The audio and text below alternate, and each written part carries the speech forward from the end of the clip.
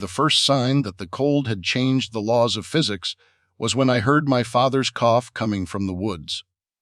My father died 4 years ago in an ICU in Seattle. I was standing on the porch of a reinforced cabin in the North Cascades, checking the pressure seals on my oxygen intake, when that familiar, ragged sound cut through the air. It was 40 degrees.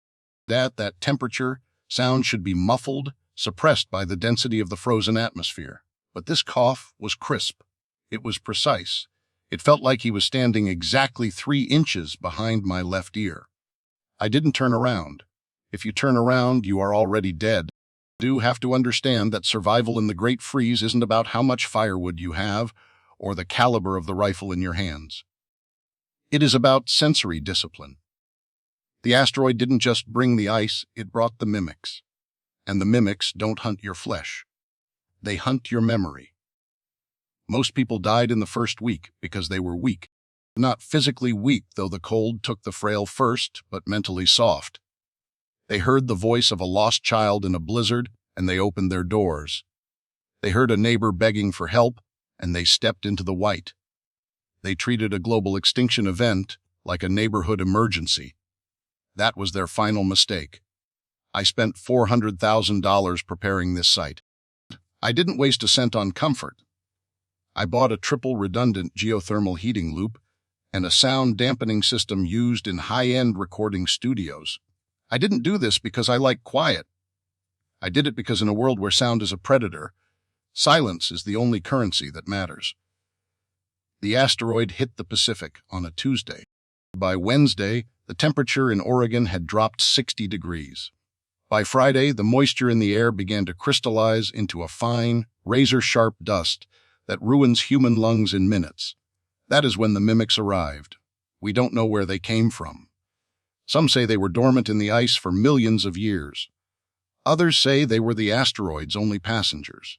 It doesn't matter. What matters is their biology. They are small, no larger than a coyote, but their throats are masterpieces of organic engineering. They have a dual-chambered larynx that can record and play back any frequency with perfect fidelity. They don't have eyes. They have massive, dish-like ears that can pick up a heartbeat from a mile away. I watched one from my reinforced window on day 10. It was sitting on a snowdrift, its body covered in a gray, matted fur that looked like dead moss. It wasn't moving, it was just listening. Then, it opened its mouth. It didn't snarl. It played back the sound of a 2018 sedan failing to start in the cold. It was perfect. The grind of the starter motor, the hiss of the cold fuel, the frustration of the imaginary driver. It was a lure. It was waiting for some desperate person to hear that sound and think, there's a car. There's a way out. I sat at my desk and recorded the event in my log. I didn't feel fear. Fear is a waste of glucose. I felt a cold, sharp appreciation for the efficiency of the hunt. The mimic didn't need to be fast, it just needed to be patient. How long would you stay in a room if you heard your mother's voice calling for you from the hallway? How long would you look at a locked door if you heard your best friend telling you they found a warm place? By day 15, the town below the mountain was a graveyard of open doors. I could see the heat signatures on my long-range thermal camera. Little blue shapes huddled in the dark, and then, one by one, they would drift toward the woods, drawn by the sound of a world that was already gone. I have enough dried meat for 3 years. I have a water recycler that can turn my own waste into pure liquid. I have a library of data to keep my mind occupied. But there is a flaw in my system. The geothermal loop is vibrating. It is a low-frequency pulse, barely audible to the human ear. But to the mimics, it is a dinner bell. I can see them gathering at the edge of my clearing. They aren't attacking the walls. They are just standing there, thousands of them, waiting. Yesterday, the vibration changed. It started to sound like a heartbeat. My heartbeat. They are learning the rhythm of my life through the walls of my house. They are recording the sound of my footsteps, the way I breathe when I'm asleep, the specific click of my pen. They are building a digital map of who I am so they can play it back to me. And then, this morning, the radio in my bunker turned itself on. I didn't touch it. The power was off. But the speakers began to emit a sound. It wasn't static. It was the sound of me recorded 3 minutes ago, saying, "I think the seal on the hatch is failing." I didn't say that. Or did I? The Great Erasure is a cognitive rot. The Great Freeze is a physical one. But the acoustic mimics, they are a betrayal of the self. I have a decision to make. In 48 hours, the geothermal pump will require a manual reset. That means I have to go outside. I have to step onto the porch, walk 20 paces to the maintenance shed, and stay silent for 3 minutes while the system reboots. The mimics are waiting. They have my voice. They have my patterns. They have my heartbeat. If I go out, I am a target. If I stay in, the heat fails and I freeze to death in a concrete box. This is the math of the end. You don't get a happy ending. You just get to choose the manner of your exit. I am looking at the thermal sensors now. There is a new shape at the edge of the woods. It isn't a mimic. It's a human, a woman. She's wearing a suit that looks like mine. She's carrying a radio. She is standing perfectly still, looking at my cabin. And then, my external speakers, the ones I use for perimeter warnings, broadcast her voice. "Merrick," she says, "I know you're in there. I have the secondary pump parts. I have the key to the aqua mine, but you have to let me in now. They are right behind me." Her voice is perfect. It has the right amount of panic, the right amount of hope. But I never told anyone my name. The mimics are evolving. They aren't just recording what they hear. They are beginning to predict what I need to hear. The steel walls of my $400,000 fortress cannot block the truth. I am losing the ability to tell the difference between reality and the data the mimics are broadcasting. The woman standing outside isn't real. She is a biological algorithm, a trap built from the fragments of memory I leaked through my breath and footsteps. She calls my name. Merrick. That name should offer comfort, but in negative 40-degree air, it sounds like a sentence. The mimics no longer just repeat what they hear. They analyze. They predict. They know a lone human will seek a connection, even if that connection wears the skin of death. I look at the thermal sensors. Her shape is perfect. She has the heat signature of a living person, a waste of energy in this environment, unless it's a tool to trick my sensors. The cost of this haven is not just money. It is sanity. When you spend months filtering every molecule of air and recycling your own waste to drink, the brain starts to eat itself. You wonder if the wind is just wind, or the plea of a friend you left behind months ago. The geothermal pump is failing. If I don't reset the system within 15 minutes, the temperature inside will drop to freezing in 2 hours. This is the math the mimics waited for. They don't need to break the door. They just wait for physics to do the work. I put on the high-pressure suit. The carbon fiber lining is cold against my skin. I don't take a gun. Lead has no effect on sound. I take a white noise jammer. I step out. The cold doesn't hit like pain. It hits like a void. The air is so dry every breath tears at my lungs. The ice under my feet is not snow. It is a field of glass ready to cut anything soft. The woman is still there, 10 paces away. She does not move. "Merrick, I have the parts," she says. That voice has the warmth of a summer afternoon I tried to forget. I don't answer. I don't look. I walk toward the maintenance shed. Each step is a fight against the instinct to turn and hold that image. The audio shifts. She stops talking. She plays back the sound of my mother crying at my father's funeral. Then the roar of the asteroid as it hit the atmosphere. Those sounds don't come from her mouth. They come from the ground, from the frozen trees, from the suit I am wearing. The mimics have turned the environment into a massive speaker. I touch the maintenance panel. The metal is so cold it grips the fabric of my gloves. I start the reset. 3 minutes. I have to stay still for 3 minutes in this audio loop. Gray shapes appear from the mist. They don't attack. They stand in a circle, heads tilted, ears toward me. They are recording my pulse. They are recording the sound of my teeth hitting each other. "Why did you let us die?" A different voice. This time it is mine.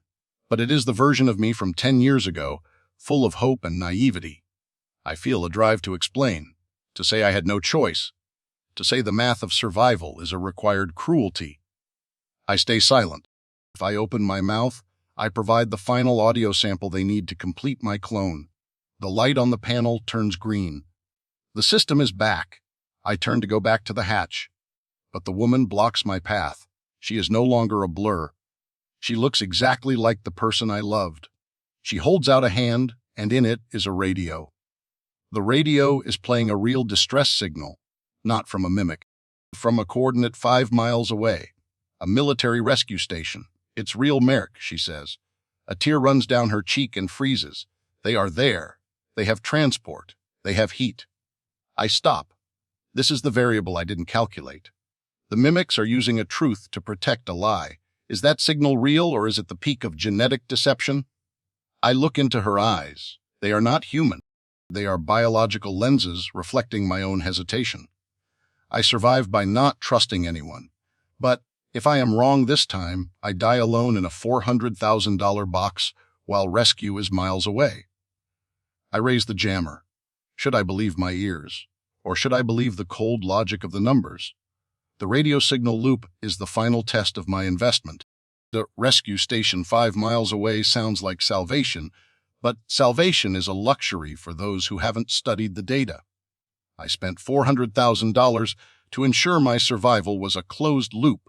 If I break that loop for radio broadcast, I am betting my life on the honesty of a species that is already extinct. The woman, the thing that looks like Sarah, starts to change. The thermal output required to maintain a human body temperature in this environment is unsustainable. Her skin begins to frost. The mill-colored ice crystals form on her cheeks, not as tears, but as a byproduct of her failing heat regulation. She is a biological heater that is running out of fuel. "Merc, please," the radio says. The voice is coming from the device in her hand, but her lips aren't moving. The audio is out of sync by a microsecond. That is the flaw. That is the glitch in the simulation. The mimics can record the soul, but they can't always manage the timing of the playback. I don't look at her face. I look at the pulse rate monitor on my wrist. My heart is beating at 110. The mimics around the perimeter are matching it. I can hear the rhythmic thumping coming from the ground beneath me. They are syncing with my panic. They are turning my own fear into a physical force that shakes the maintenance shed. I realize then that the asteroid didn't just bring hunters. It brought a mirror. These creatures aren't here to eat us. They are here to replace the noise of a failed civilization with the perfect silence of a frozen one. They are the cleanup crew of the universe. I reach for the handle of the hatch. The woman moves. She doesn't run. She glides, her limbs moving with a precision that no human could achieve. She places her hand on mine. The fabric of her glove feels identical to the one I bought for Sarah years ago. The same stitching, the same scent of cedar and old books. "If you stay in there, you are a prisoner," she says. Her voice is now a composite of every person I have ever trusted. It is my mother, my father, my old mentor. It is a choir of ghosts. "If you come with me, you are free." I pull my hand back. I don't feel anger. I feel a sharp, cold clarity. I am not a prisoner. I am a curator. I am the only one who remembers that cedar doesn't smell like that in a blizzard. I am the only one who knows that Sarah always called me Mar, never Merc. The mimics missed the nuance. They focused on the data, but they ignored the subtext. I activate the broad-spectrum interference device. I don't set it to a low pulse. I dial it to the maximum output. This isn't a jammer anymore, it's an acoustic bomb. The sound that erupts isn't a noise. It is a void. It is the absence of all frequency. It is the sound of a universe being deleted. The creatures around the clearing react as if they have been struck by a physical blow. Their massive, dish-like ears cannot process the total lack of input. They begin to scream, but their screams are just fragments of my own past childhood laughter, the sound of a car crash, the ring of a phone that will never be answered. It is a storm of audio waste. The woman in front of me dissolves, not into blood or bone, but into a cloud of gray spores. She was never there. She was an acoustic projection, a hallucination crafted from bleached moisture and sound waves. I dive for the hatch. I slam the door and engage the seals. The sound of the hydraulic locks is the most beautiful thing I have ever heard. It is a singular, honest event in a world of lies. I sit on the floor of the airlock, waiting for the pressure to stabilize. The geothermal pump is back online. I can feel the warmth returning to the floorboards. The internal monitors show the temperature rising 5 degrees, 10 degrees. I am safe. I am alive. I have won. I walk into the main living quarters and sit at the console. I look at the external cameras. The clearing is empty. The mimics have retreated into the dark. The milk-toned air is still, a graveyard of silence. Then, the radio on my desk, the one that is not connected to any power source, begins to play. It isn't a distress signal. It isn't a mimic. It is the sound of me, sitting in this exact chair, 3 minutes from now, sobbing. I haven't started crying yet. The mimics didn't fail. They just moved to a different frequency. They aren't predicting my needs anymore. They are recording my future.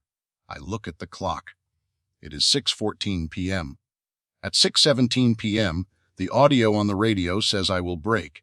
I have 3 minutes to prove the math wrong. I have 3 minutes to find a way to be something other than a recording. I reach for the pen on the desk. My hand is shaking. The radio records the sound of the pen hitting the wood. The great freeze isn't outside. It's the moment you realize your life is just a playback of a script you didn't write. I look at the hatch. I look at the heater. I look at the gun. 6:15 p.m. The radio plays the sound of the gun being loaded. I put the gun back in the drawer. I won't give them the satisfaction of a perfect recording. I sit in the dark and I don't make a sound. I don't breathe. I don't move. I become the silence I spent $400,000 to buy. 6:16 p.m. The radio is silent. It is waiting for the sob. I am the master of this bunker. I am the curator of the end, and I will be the one thing the mimics can never capture or avoid. 6:17 p.m. The radio clicks off. The clearing outside is still empty. The world is still frozen. But for the first time since the asteroid hit, I am not afraid of the cold. I am afraid of the quiet. Because in the quiet, you can finally hear the thing that has been mimicking you since the day you were born. Your own soul, trying to find a way out.